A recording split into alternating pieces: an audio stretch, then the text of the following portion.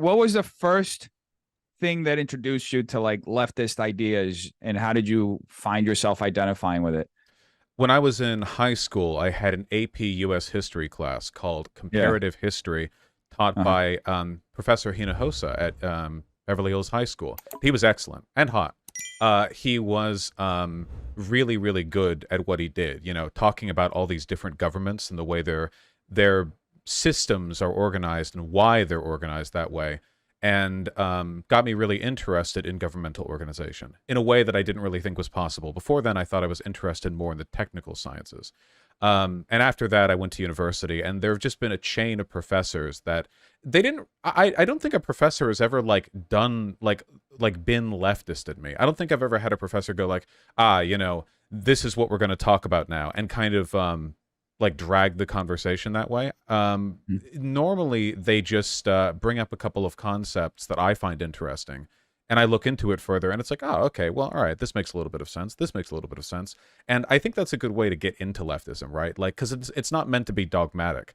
Mhm. Leftist analysis is fundamentally critical. It's about free thinking. So ideally, people would get into it through a kind of free-minded curiosity, not just because they're memorizing bit parts, you know? Gotcha. So would you say you became more interested in like the philosophical aspect of it, or did you like immediately become an activist and start doing like certain things, like going to protests or uh things that other leftists like who are activists do? Well, I Or did some activist-like stuff when I was in college and university, though I've never been too much of an outdoorsy or social person. So a lot of it was like just reading or engaging with the ideas, and I enjoyed that very much. Through university, I did a number of projects with upperclassmen and with professors pertaining to like prison vocational programs, a lot of stuff having to do with like unhoused people or the criminal justice system, because there was an overlap with our criminology department, and I enjoyed all of that. And sometimes that would involve like, you know, doing some kind of organizing or protest, going to a juvenile hall to like get interviews, that sort of thing. For the most part, though, it was just a lot of reading. nice.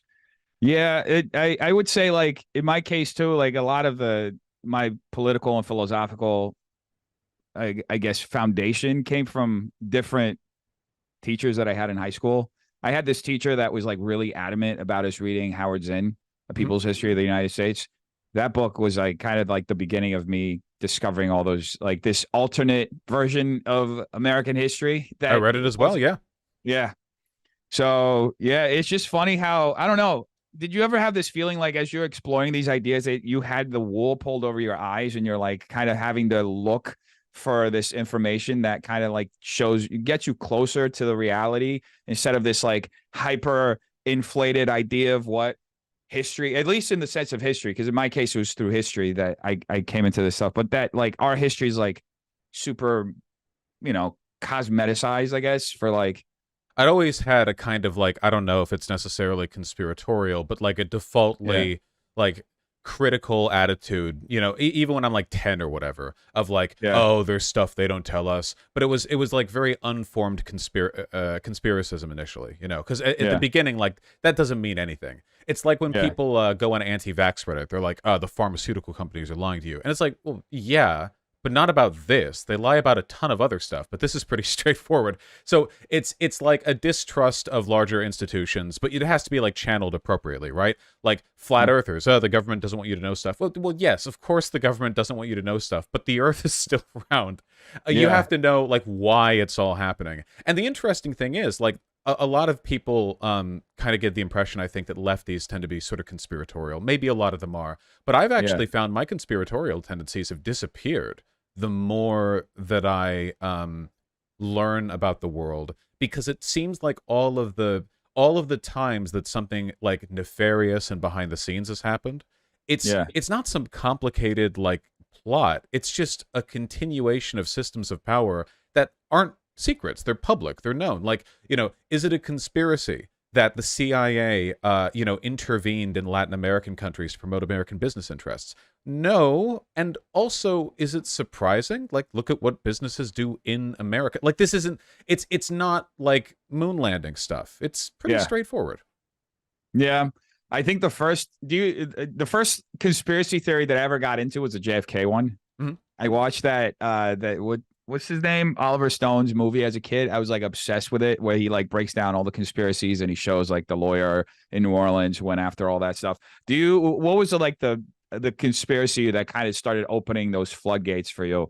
Was there one, or Well, did I you kind mean, of start it? Yeah. initially, I was the kind of person who would just go like, "Oh yeah, of course 9/11 was an inside job." Like, I guess I would just believe that stuff uncritically because obviously our government would lie, and obviously our government had an agenda. So why wouldn't Yeah. they? The more I learn, the less I believe any of it.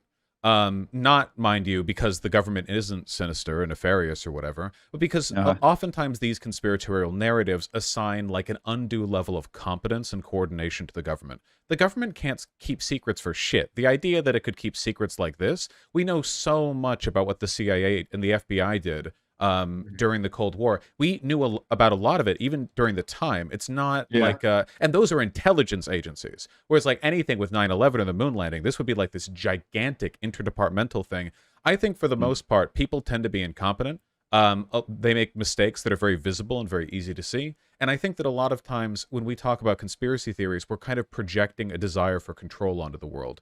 We want the world to be a system that can be understood and controlled because the idea that it's not controlled is kind of scary. That's a really good way to put it. It kind of is like trying to establish order to this thing that you're kind of seeing unfold before you and that you can't fully understand or comprehend all at once because there's so much going on at the same time. And it just feels like there's so many moving parts. I was looking at I'm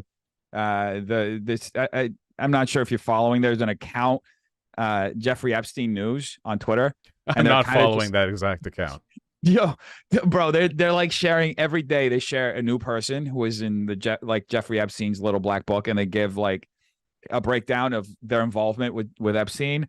And I mean, the first few people were like CIA agents and like heads of state and all this shit. And there is just like there's so many levels to how to everything. I guess it's hard to grasp all of it. That's why I think often, you know, we tend to go towards conspiracy theories, at least to some extent, to try to explain what we see. And some of them end up being real. Other ones just end up being fantasy, but it is what it is.